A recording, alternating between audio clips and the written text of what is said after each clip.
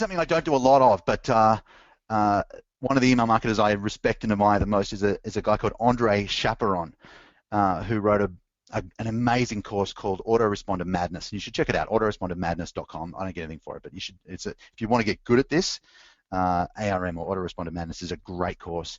And he talks about opening loops. In fact, he thinks about writing his emails in sequences a little bit like a soap opera. You know, like I don't know if you've watched 24 or Lost or any one of the great TV series which is out right now.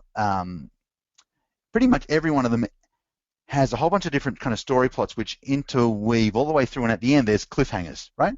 And so you've got to stick around to watch the next episode to kind of have the loop close that they opened in the previous episode, right? And so often at the start, that's previously on 24, and they show 3 or 4 different plot scenes, some of which you might have kind of dismissed, and they show how all of those link, and bam, halfway through that episode they'll close it, and then they'll open up another series of loops. So in Andre's emails, he actually plans it in a really, really clever way. He'll open up 4 or 5 different text files across his screen, so like this. So what we're going to do today is we're going to focus on how to write one good email, right? When Andre plans out a sequence, though, he opens up text files, so it's just in TextPad or TextEdit on a Mac, and he'll just open up 4 or 5 text files, and he'll call this 1.text, 2.text, 3, 4, 5, 6, and as he's writing, he'll open up a loop. So he'll say, blah, blah, blah, I'll tell you more about that later. And then in email 3, he'll say, do you remember back the other day I told you about X? And he'll close that loop. So here he'll open it, and here he'll close it. And in this email, there'll be an open something here, which will get closed, wherever it is, there or here.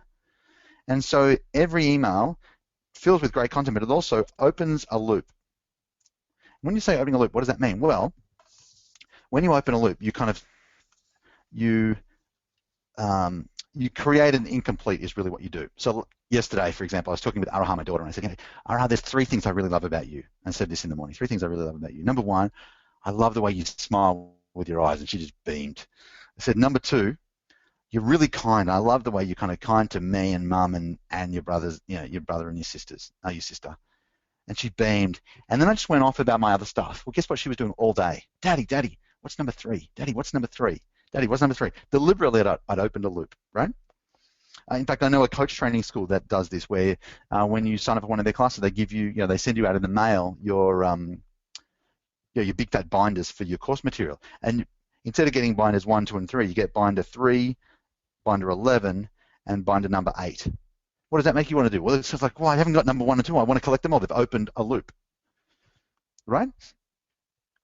I remember hearing an NLP trainer once, and she did this really interesting thing at the start of her talk. She started, it was like a 2-day class, and she started off by telling 3 stories, but she did it in a really interesting way. She told the start of the story, and she got to the cliffhanger, and then she just kind of started story number 2, and she started that up, and she got to the cliffhanger, and she left it hanging. And then she started story 3, and she built it up, and she got to the cliffhanger, and then she just got into the training, and my brain was like, well, hang on, you haven't finished the story.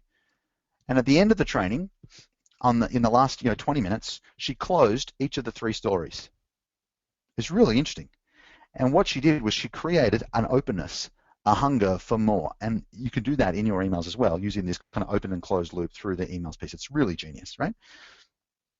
So you want to be thinking a little bit like in your TV shows. Open loops, close them. Open loops, close them. This is an advanced strategy, optional. If you don't do this, but you just focus on on story selling and relationship ROI, and Twister, and just write one great email after another, and they don't link together, that's completely okay, right? That's been kind of my bread and butter for years.